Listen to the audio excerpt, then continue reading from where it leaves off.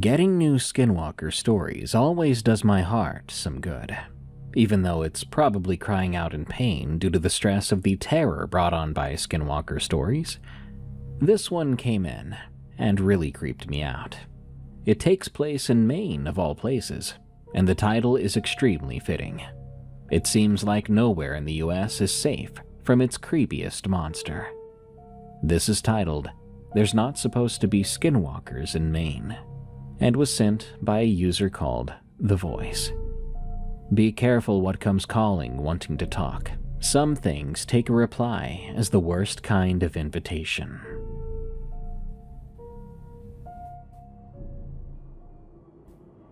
I taught high school English for 31 years, which means I've read more student essays that open with a dictionary definition than any man should have to. And I always told my kids that starting that way was a crutch. So I'll only do it the once, and then I'll quit. That word is dooryard. It's a Maine word, or at least it's a word people still use up in that part of Maine, and it means the patch of bare ground right outside your door, before the grass starts, where you knock the mud off your boots, and your truck sits and the dog does its business. It's not the yard. It's the little in-between space that belongs to the house but is already outside of it. I didn't know that word until last fall.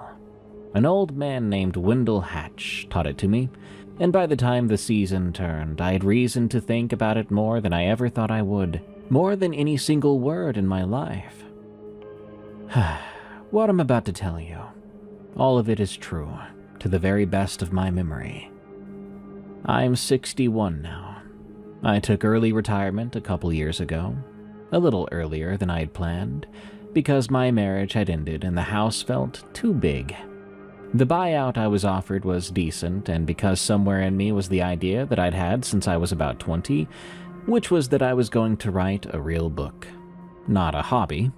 A book that an agent in New York would take on and publish. The kind of book reviewed in the back pages of a magazine. I'd written most of one in the years since my divorce. It was a long and serious novel about 3 generations of a family in a dying mill town in central Massachusetts, where I'm from, and I thought it was good. I still think parts of it were good.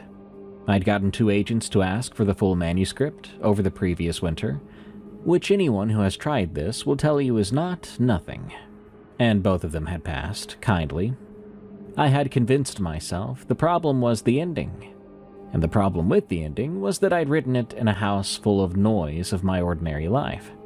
If I could get somewhere quiet and strange and far away, the right ending would come to me, eventually.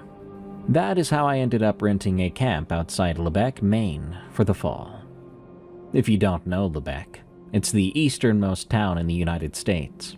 It sits way down east, out past where most people stop, on a finger of land that points at Canada. You can stand in Lebec and look across a narrow channel at Campobello Island, which is in New Brunswick, where Franklin Roosevelt had his summer place. There's a little iron bridge at the foot of Water Street that takes you across the border, if you've got your passport. 100 years ago, Lubec was the sardine canning capital of the world, with department stores and a movie theater and a working waterfront. And now most of that is gone. When the tide goes out, you can see the old cannery pilings sticking up out of the mud, like ribs of something. People still fish. There's the lighthouse everyone knows from the postcards, and the red and white candy-striped one out at the Quoddy Head, with a foghorn that goes 2 times every 30 seconds when the fog's in, which down there is most of the time. The woods come right down to the water, spruce and fir, dark and very close. The ground underneath them is soft, with 100 years of dropped needles and a green moss that swallows your footsteps. It is one of the most beautiful places I've ever been to, and I want that on the record too, because I'm about to make it sound like something else. I found the camp through an ad. It was an old fishing camp that a man named Wendell Hatch had winterized and rented out in the off months, out at the end of a dirt road I'm going to call the Bog Brook Road, which branches off the main road a few miles before you get to the lighthouse. It runs back toward the coast, through the trees, until it dead ends at a cove. The camp was the last place on the road. There was one other house about a half-mile back toward the main road, a summer place, empty and shuttered for the season by the time I got there at the end of September. Past my camp, there was nothing but the cove and the woods ran into the state parkland, hundreds of acres of it, and you could walk back into those trees as far as your legs would take you, and never come out anywhere. Wendell met me the day I moved in. He was somewhere in his 70s, and he'd fished his whole life and done carpentry and plowing in the winters.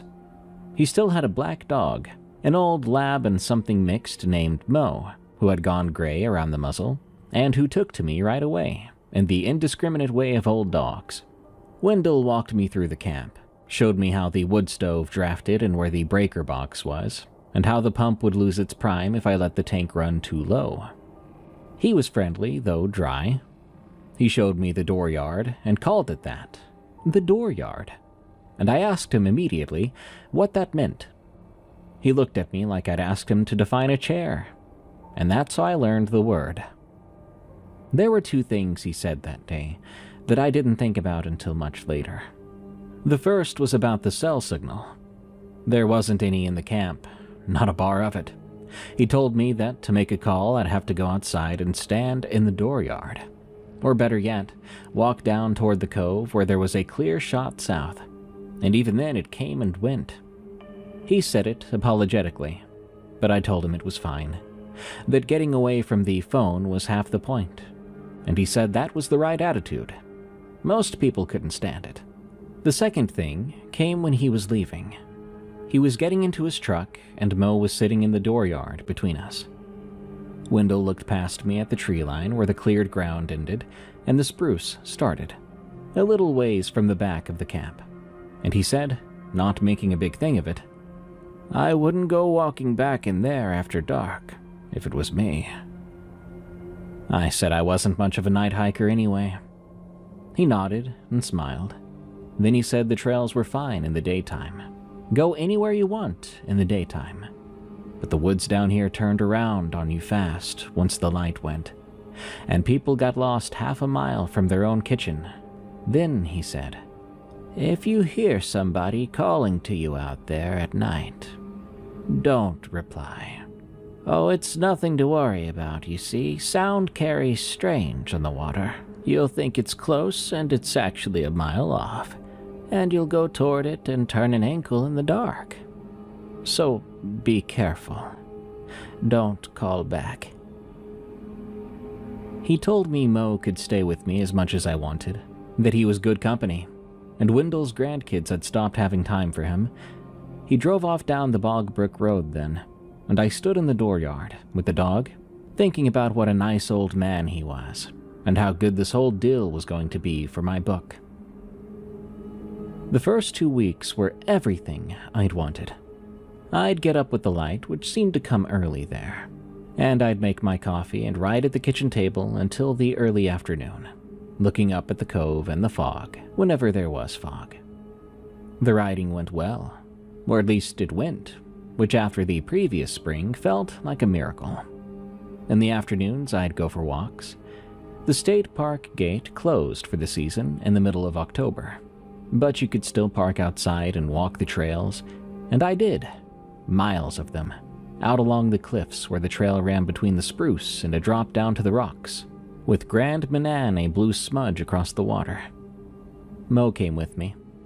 In the evenings, I'd cook something simple and read by the wood stove, and once a day I'd go for a walk down toward the cove with my phone held up, like an offering to the gods to let me call my daughter. My daughter's name is Rachel. She's 30, living in Portland, 3.5 hours south, and she works for a nonprofit. She worries about me constantly. She was no fan of this plan of mine. She thought of it as me trying to run away. She wasn't entirely wrong, but the calls between us were good. I'd stand down by the cove in the last of the light with the water going pink and tell her the riding was going well. Then she would tell me about her week. We'd say I love you and hang up. Now then, on to the strangeness. The first thing was so small, I'm almost embarrassed to write it. It was the dog.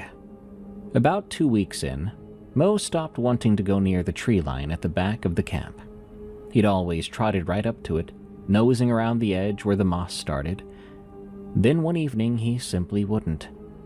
I'd let him out the back door after supper, and he'd go part way across the cleared ground, then stop and stand stiff-legged, staring into the trees. And the fur would come up along his spine in a ridge. He'd make a low sound in his chest that wasn't quite a growl yet, more like a stern question. I'd call to him, and he would come, but he'd come backward, watching those trees the whole way, and then he'd want inside. I thought there was a coyote out there, or a fisher or porcupine, something he could smell that I could not. I'd grown up around dogs. Dogs do get fixated on things. I latched the door and didn't think much of it. It was a few nights after that I heard the first one.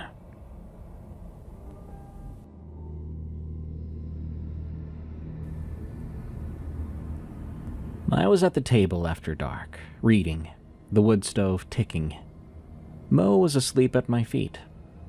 The window over the sink was a black square, and out of the woods, off to the back of the camp, came a sound that resembled the cry of a child. Not a scream, but a cry. The hitching, exhausted small child cry, where you can tell they've been crying a long time and have nearly given up. This went on for 10 or 15 seconds, then stopped. I sat very still. Mo had lifted his head up off the floor and was looking at the back wall of the camp in the direction of the trees, ears up, whole body tight. My honest first thought, was that I should go out there. A child was crying in the woods, and that is a thing you respond to before you finished thinking about it. I was halfway out of my chair, but then I remembered Wendell. Sound carries funny off the water. You'll think it's close, but it's actually a mile off. But I remembered. There was no house out that way. Nothing. Just the park. And also it was a 40-degree night, full darkness. No child was a mile back in those woods crying alone. The likeliest thing by far was an animal. Bobcat, I told myself. I'd read somewhere that a bobcat in the night can sound exactly like a person. And even a fox can scream and sound like a woman. I sat back down. The sound did not come again. I read the same paragraph 6 times and I went to bed. I lay there listening, but I did not hear anything else. Come morning, the whole incident seemed like nothing. The kind of thing you'd tell at a party. A bobcat and spooky old woods. I even wrote a little of it into the book, and I gave the sound to one of my characters, a boy lying awake in the mill town. Can't blame me. I turned everything into material I could. I should tell you about Errol here.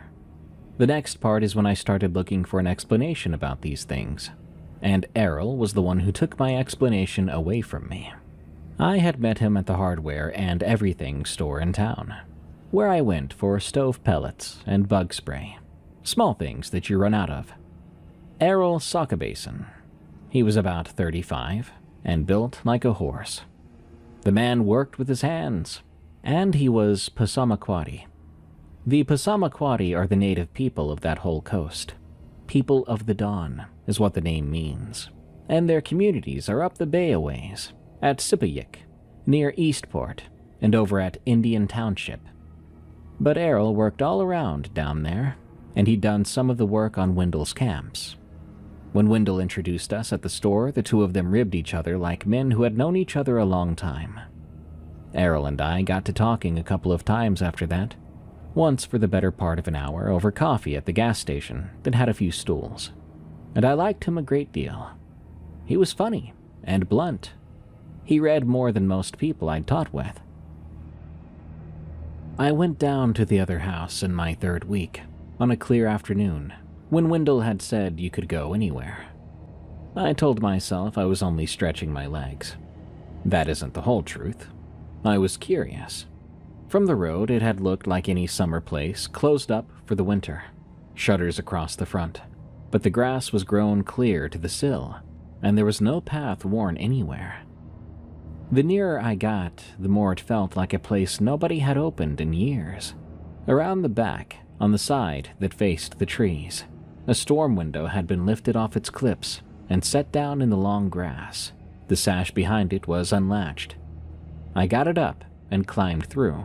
Nearly broke a leg, though, to be honest. I was too old then and too old now to be climbing through things like that. It took my eyes a minute to come right. Every window in the place had been covered from the inside, with newspaper mostly, and flattened cardboard where the newspaper had apparently run out, taped over each pane so the room stood in a brown underwater darkness. Whoever had stayed there started at the back of the house, the wooded side, and worked forward, as the back rooms were papered tight and careful, and the front ones were only half done, as though the work had been broken off and never taken up again. In the back bedroom, the mattress had been dragged off its frame and pushed into the corner farthest from the glass, and there was a nest of old blankets gone stiff in it. The inside of the door had a kitchen chair wedged up underneath the knob. The newspaper taped over the back window was 4 years old. I set the storm window back the way I'd found it, and I climbed out, careful with my old stiff legs, and I didn't tell anyone I'd been in there. The voices got worse over the next week and a half, and they changed. The crying came back twice, but then one night, late, I heard a woman's voice out in the trees, and she did not sound like she was crying. Instead, she was calling, 2 long notes, with an up and down to it, like, "Hello? Hello?" Except not a word, just noise. A few nights after that, I was lying in bed, and I heard it call again. This time I could swear it was closer, in toward the dooryard. And this time I was certain it had said a name. It called a name with the same 2-note syllable structure. And that name, or what my half-asleep brain had heard, was my name. I'm not going to pretend it said my name clearly. It was warped and far away sounding, but I'm pretty sure it was. I lay there with my heart going, and I did not answer it. Though I do want to say the reptilian part of my brain wanted to answer back. Mo was on the floor by the bed. He had pressed himself flat against the bed frame, and he was trembling. I put my hand down and I felt him shaking. That was the first night the rationalizing got hard, because a bobcat cannot call a person's name. I lay awake until the light came.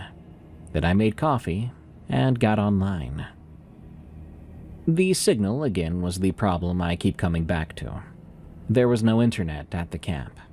To look anything up, I had to drive out to the town library, which was open 3 days a week, or sit in the parking lot of the store, using their Wi-Fi from my truck, which is what I did, hunching over my phone in the cab with the engine running for the heat.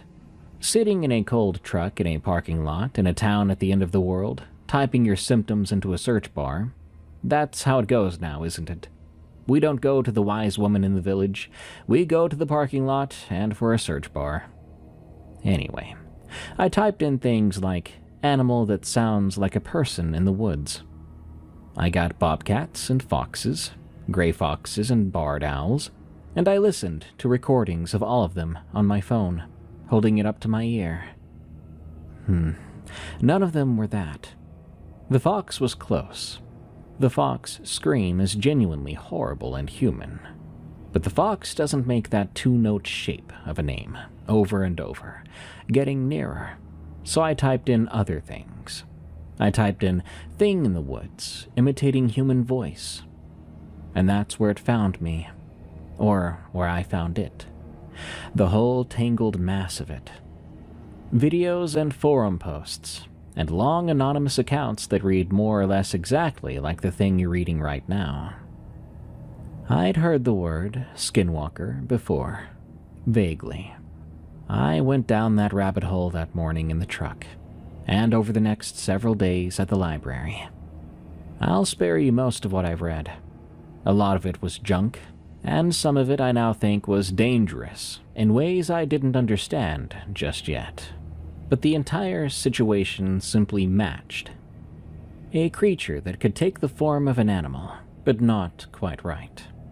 One that came around houses at the edge of woods after dark, and could make the sounds of animals and then the sounds of people.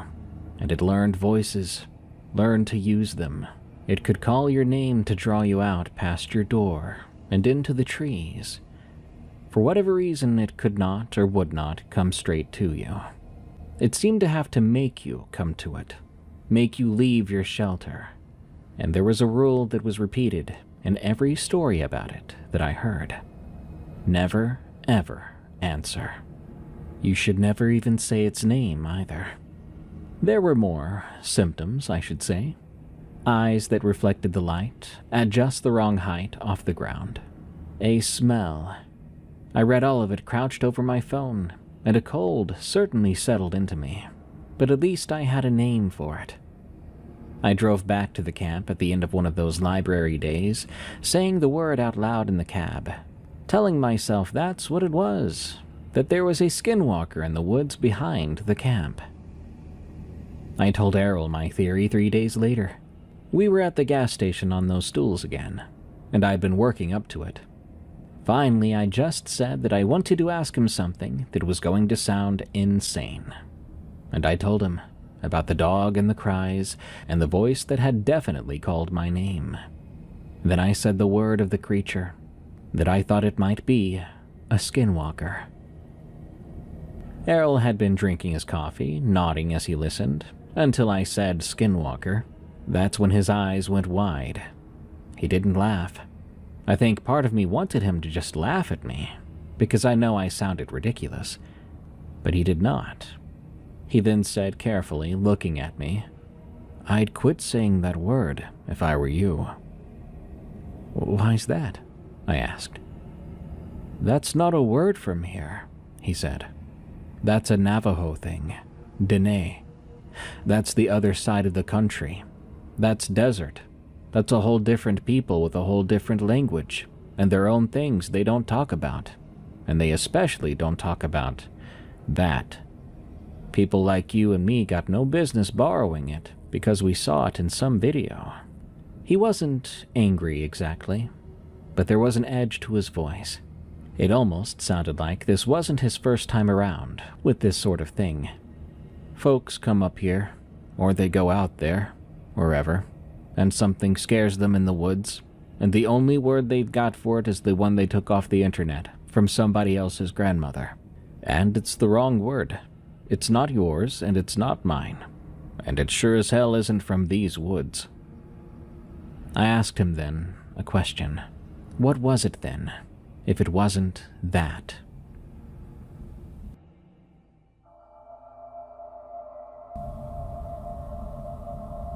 I asked him, was there something here? Whether the people of this place had a name for this thing, the thing I was describing. He said, "I'm not going to sit in a gas station and give you a word to look up, so you can do the same thing with our word. But I will tell you this. These words are old, older than anybody. There are stories my grandmother had that I won't repeat to you, partly because they're not mine to hand out, and partly because I think handing them out is some of how this stuff gets going. People repeating things they don't understand.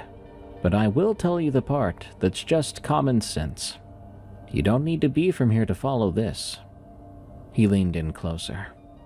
"If something out there has started to call you, do not answer it, and do not go to it. Don't even try to get a look at it. And you for damn sure do not stand out in your yard at night, having a nice loud conversation where it can hear you and learn how you sound. These things, whatever you want to call them, they are listening. That's the whole thing they do. They listen, and they learn, and they use it. The less it's heard of you, the less it has to use. If Errol was right, I'd already broken the one rule that mattered most without knowing it was a rule. I would not understand how badly until it was nearly too late. But I'm getting ahead of myself. I drove home from that conversation, rattled, especially because of how Errol had looked at me. Like I had done something shameful, reaching for a word that wasn't mine. And I made a decision, sitting in that truck, that I think probably saved my life, though I came to it for the wrong reasons. I decided to stop using that word, even in my own head. I decided I didn't get to name it, and I started that night to keep the doors locked, the curtains pulled, and I would not go outside after dark, never answering it. What I did not stop doing, because it did not occur to me that the calls counted, because the calls were to my daughter, and they were the happiest and safest feeling things in my life. But what I did not stop doing were those walks down toward the cove every evening at dusk, calling Rachel, standing there in the open with my voice carrying out over the water and back into the trees, saying her name, saying I love you, and hanging up. I did so for another week and a half. Things at the camp got worse fast after the gas station. First, there was a smell. 2 evenings after I talked to Errol, I opened the back door to let Mo out for his last business of the night, and it rolled in at me out of the dark. A low and thick sweet rot. The smell of a deer that's been dead in a ditch. But worse. Maybe it's only worse because I knew it was coming from something terrible. That smell, though, it was something that made the back of my throat close up on its own. Mo would not go out into it. I shut the door quickly, and the smell dissipated, just like that. The rest of the night, the camp was full of the wood stove and nothing else.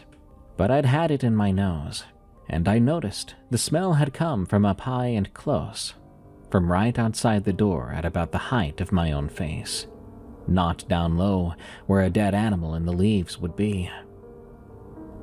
Then there was the one time I saw it. It was at dusk, the end of a nice afternoon. I was at the kitchen window doing dishes, not really thinking about any of it. I looked up across the cleared ground at the tree line, and there was a shape standing just inside the trees. I took it for a deer at first, the size and the color of a deer in that light. Then I understood that it was standing upright, taller than a man. Its head was up near the low spruce boughs, and that the 2 points of light I could see, where its face should be, were catching the last of the daylight, like an animal's reflective eyes. Except they were a good 7 feet off the ground, up where no deer's eyes were, and where no man's eyes usually were. It and I did not move. I stood at the sink with a plate dripping in my hand, and we looked at each other across the dooryard for about 5 seconds. It was then that a car went by, out from the main road, a half-mile off, but close enough to be loud. I glanced momentarily at the sound, less than a heartbeat, and when I looked back, the tree line was empty. It was just a normal tree line. Dark spruce going to black, nothing standing in it at all. I've never been able to decide which is worse, that it was there at all, or how completely it wasn't there the instant I looked away. Like seeing a spider in your bedroom, blinking and it's gone, wondering if it ran away, or if it somehow made it under your bed sheets. The knocking started a few nights after that. I was in bed with the lights off, and there came 3 knocks in the wall of the camp. Not the door, but the back wall, which faced the trees. This sounded exactly like knuckles on wood. 3 knocks and a pause and 3 more. I lay rigid, and the thing I noticed is that the knocks were very high up. They came from up near the top of the wall, near where the wall met the ceiling, 8 feet off the ground, if not higher. Nothing standing on the ground outside a 1-story camp knocks at 8 feet. I told myself it had to be a branch. But there was no tree close enough to that wall to be a branch, and I knew it. The knocking came in those threes, with the long pause between, 4 or 5 times, and then it stopped. During it, poor old Mo had crawled under the bed, all the way under, pressing himself against the far wall. And I tried to get him out, but he refused. So I just lay there until light, with a scared dog under my bed. In the morning, I went outside. After all, in the morning, you think you'll find an explanation to things like this. Around the back of the camp, in the soft ground at the edge of the trees, I found tracks. Now, I'm a Massachusetts suburb man. I'm not going to oversell my tracking skills here, but I've seen deer tracks my whole life, and these started as deer tracks. I was sure of it. The 2-lobed split prints coming out of the trees toward the camp. But then, about 10 feet from my wall, they changed. I crouched down over the place where they changed, and my mouth went dry. The split deer print stretched and opened over the course of 3 or 4 steps into something longer and flatter, and the last clear print before the ground went hard near the wall was not a hoof, and it was not a paw. It was long, and it had toes. 2 mini toes, and 2 long, splayed out, pressed deep at the front, like something had come down hard on the ball of a foot. I'm not going to tell you it was a perfect handprint or footprint, because it wasn't.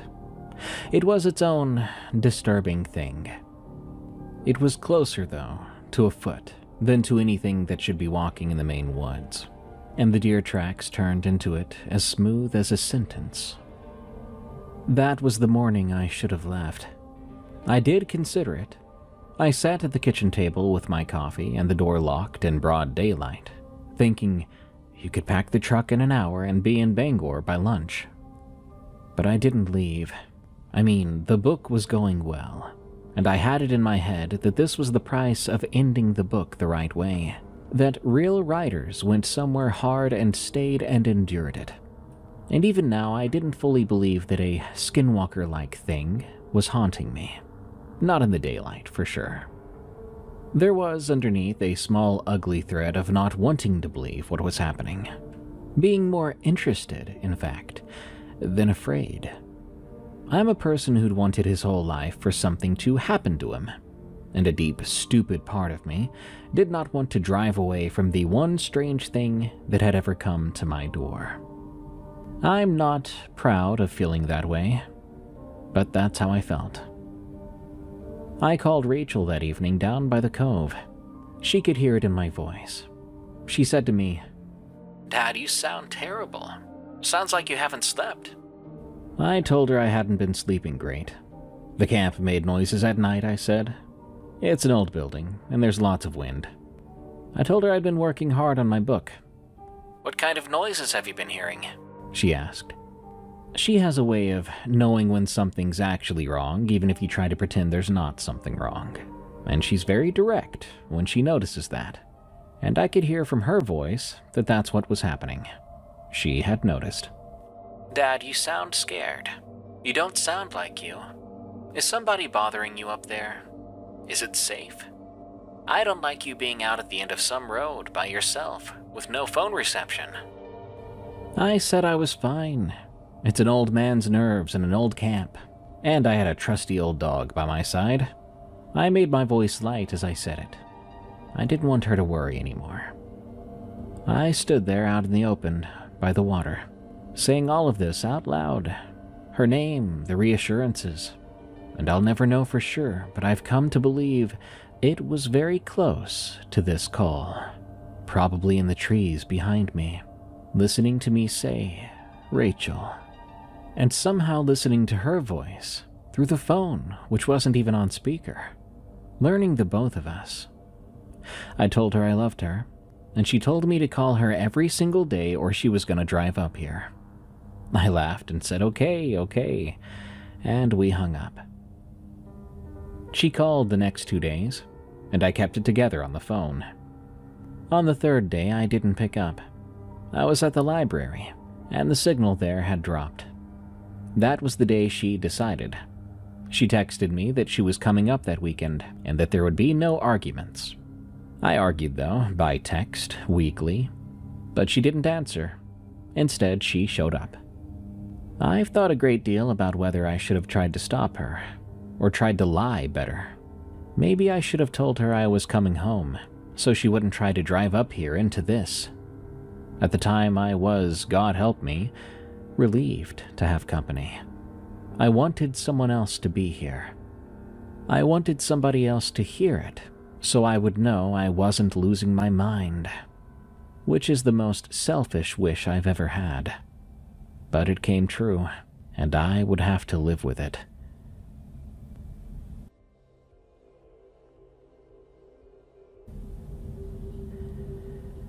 Rachel got to the camp Friday afternoon, while it was still light out. She had driven 3.5 hours, and she came in tired and worried, trying not to show the worried part. She hugged me tightly, but then held me at arm's length, looking at my face. I saw her clock how I looked. I'd lost weight. I hadn't slept more than a couple of hours a night in over a week. She'd brought groceries, real food, and a bottle of wine. She made a point of being cheerful. Then she got the wood stove going, making fun of the camp's decor, and Mo was glad to have her. He stuck to her side, and for a few hours that Friday evening, it was almost wonderful. The two of us at the table eating a real dinner she had cooked. The lamp was on and the stove was warm, with the dog under the table. I almost convinced myself it would behave with her around. Maybe it only came for a person alone. But it came that night. We'd gone to bed late, both of us, her in the little second bedroom and me in mine, and I'd laid in there listening the way I did, and around 2 a.m, it began to call. It called from out in the dooryard, close, closer than it had ever come, right out front this time instead of the back, and it called a name again in that 2-note way. But the name this time around was Rachel. Then it called again, and the second time it was much more clear, clearer than any night before, and clear enough that the bottom dropped out of my own stomach, because it was no longer that warped, far-off voice anymore. It had a voice now, a voice calling my daughter's name. Rachel, and a man's voice, a voice that was trying to be, and very nearly was, my voice. I then heard Rachel's door open down the hall. I came out of my room. She was standing in the dark of the little hallway in her sweatshirt. I could see in the dim light from the windows that her eyes were huge. "Dad," she whispered. "Dad, is somebody out there? Somebody just said my name. Somebody outside just said my name." Her voice was shaking. "I swear, it sounded like..." She stopped. Then she looked at me, and I watched her not be able to finish that sentence. I know what she was going to say. It had sounded like it was me, but there I was standing right in front of her, and her mind was refusing to accept that possibility. I put my finger to my lips. I took her hand, and we went together into the main room, going low and away from the windows. We crouched down by the wood stove with our backs to the warm iron, and Mo came, shoving himself in between us. He was shaking so hard I could hear his tags, and we stayed there. That thing outside, it kept calling Rachel's name. Eventually it called my name too, in my own voice. And then it called both.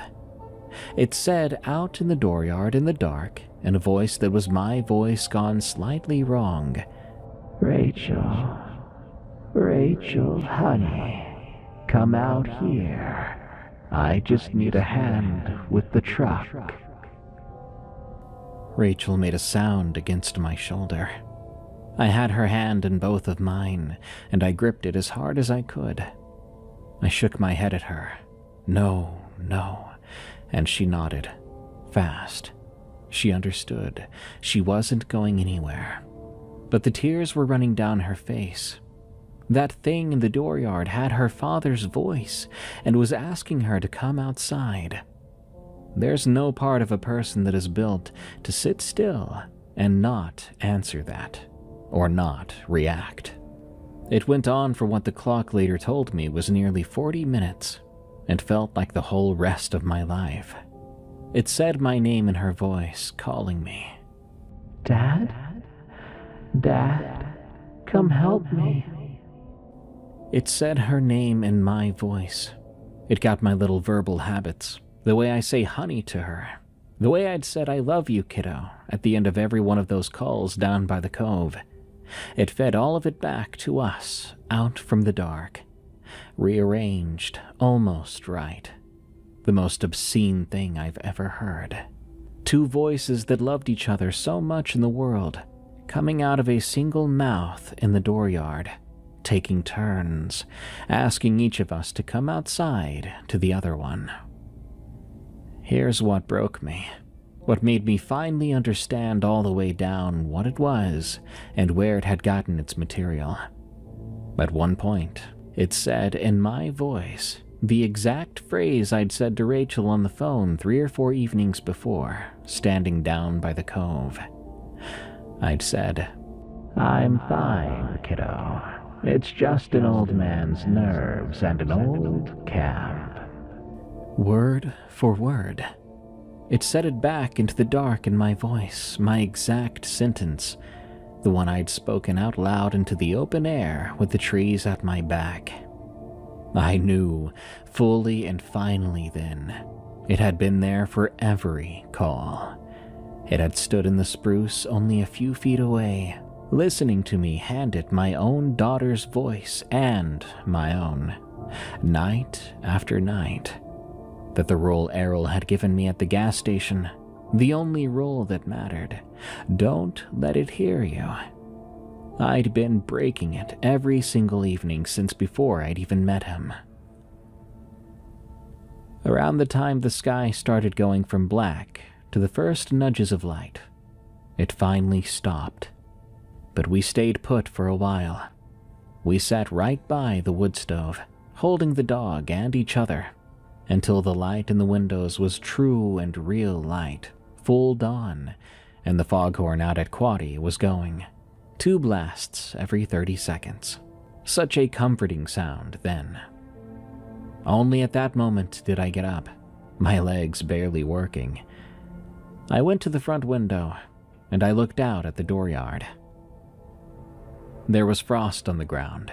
The first hard frost of the year had come in the night. And in the frost, in the bare dirt of the dooryard, all around in front of the door where it had stood and called us, were the tracks, those long, splayed, not quite footprints. Dozens of them, layered over each other in a churned mess like something had stood there, shifting its weight for a long time. They came out of the tree line, then they went back into the tree line, and that was the only direction they came from and went to.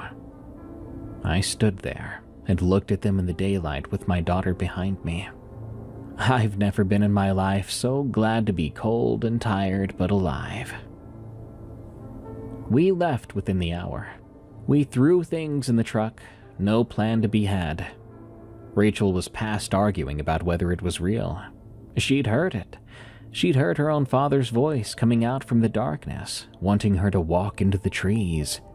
There's no library video for that. There's no rational frame for that.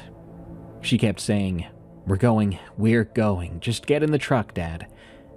I got the dog and my bag of clothes, and I'm ashamed to say my laptop with the book on it, the one thing I made sure of, and we left almost everything else.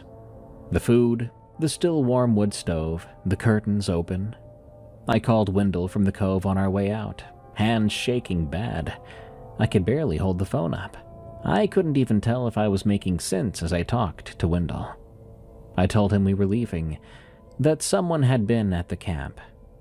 I apologized. I told him I'd pay the rest of the rent and then some to be safe. But old Wendell, he didn't ask what happened. He said slowly, "All right, I understand. Please drop Mo off when you can on your way, but then go on home. You and your girl go right on home after that." Then he said one more thing. "It never bothered me to lose the renters that left too fast.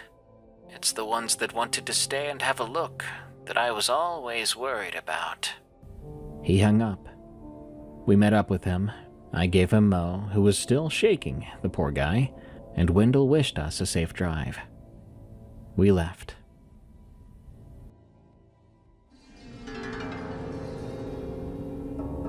Rachel was in her own vehicle. We drove south all that day.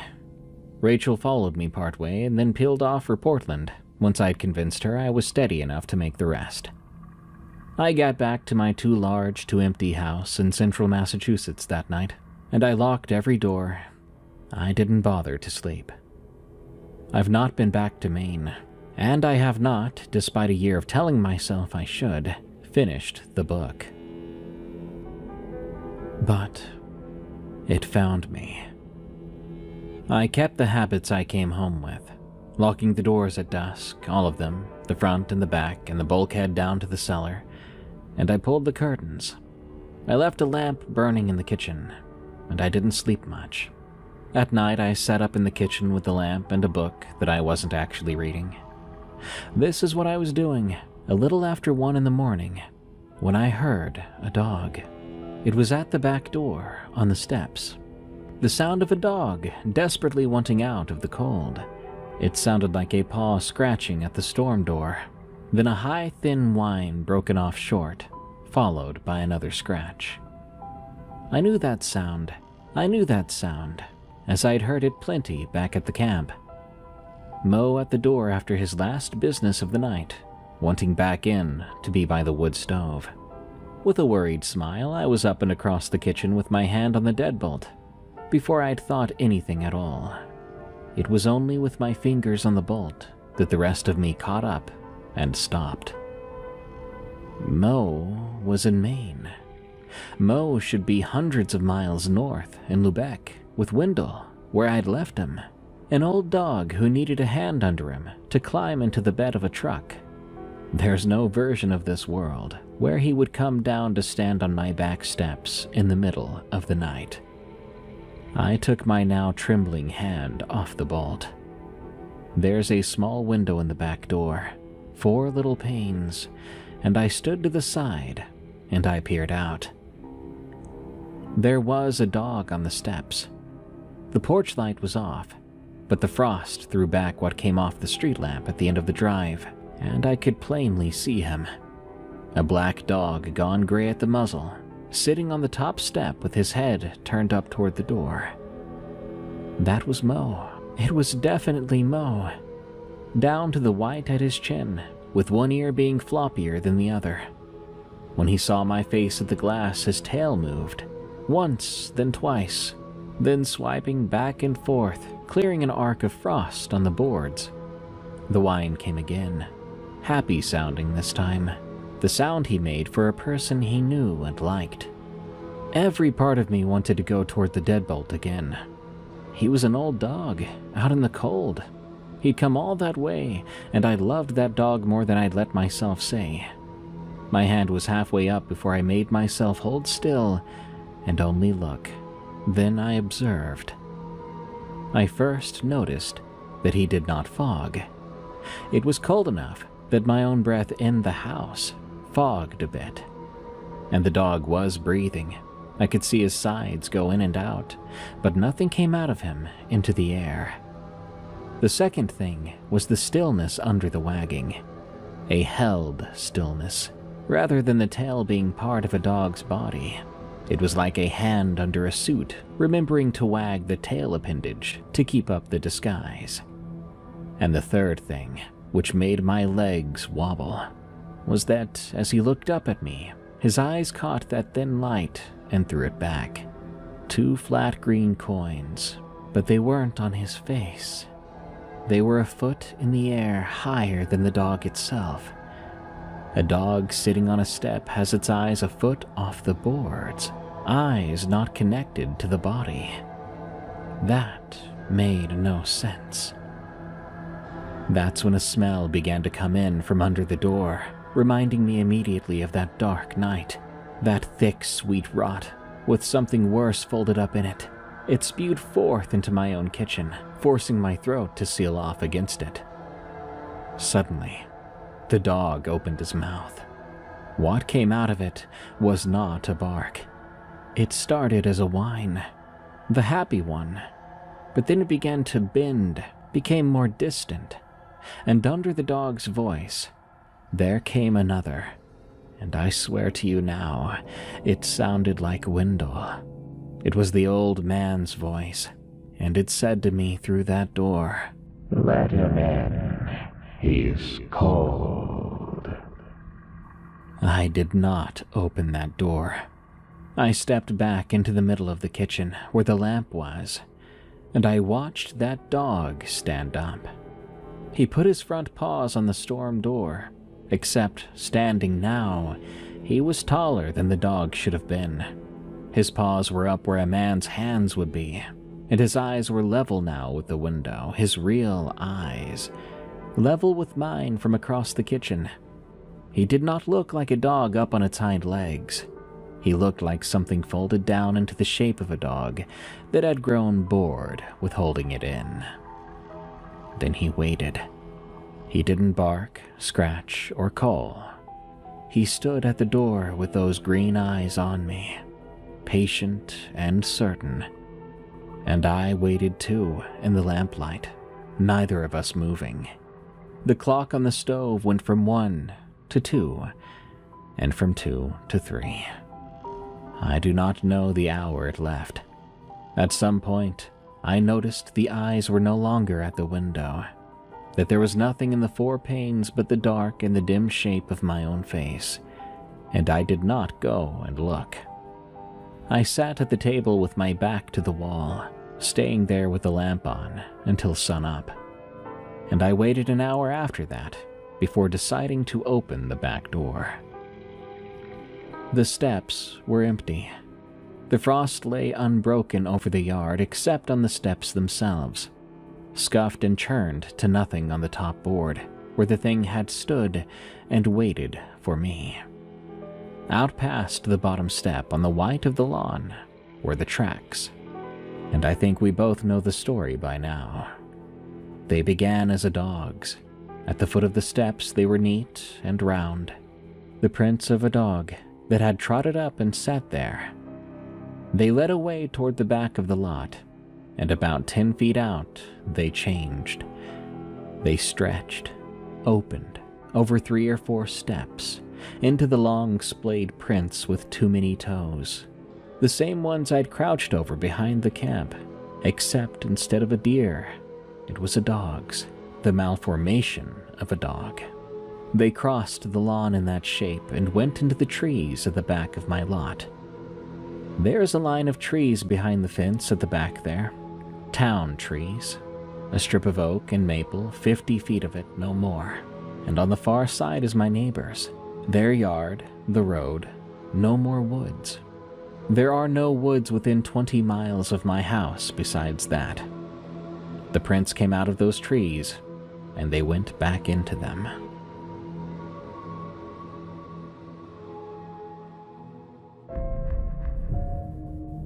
Do you think Skinwalkers were like the beta version of AI, using campers' and hikers' voices as training data until they got the voice just right?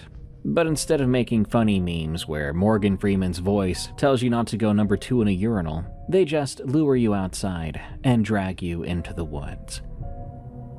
Good night. Thanks so much for listening to Unexplained Encounters. I've been your host, Darkness Prevails.